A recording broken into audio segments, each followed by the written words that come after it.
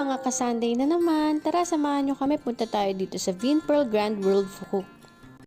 Ito pala ay kagaya ng Venice Canal at mahalin tulad din sa Little Venice sa BGC sa Philippines. Ginawa ito as entertainment and shopping complex. Pwede rin kayo sumakay sa water taxi dito para malibot nyo. Magbabayad lang kayo na 200,000 dong. Pwede kayong mag-book sa Klook sa website nila or pwedeng on-site. Ang isa pang attraction nila dito ay itong Teddy Bear Museum. Tinaguran ito bilang isa sa 5 largest bear museum globally. May entrance fee ito na 200,000 dong din. Maganda mag-book kayo sa mismong website kasi minsan may mga combination sila which is mapapamura talaga kayo.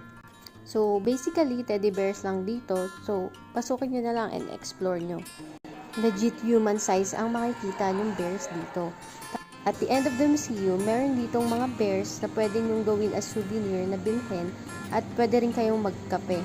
So wag nyo nga palang kalimutan, hanggang 9 PM lang sila. Nung pumunta kasi kami, 6:30 pa lang. Pero halos walang tao, so solo nyo talaga ang magpicture. Ay, o nga pala, walang bayad ang pumunta dito sa Grand World Fukuk. Sumakay lang kayo ng VinBus, libre din. So libre ang maglibot dito at magpicture. O siya, hanggang dito na lang!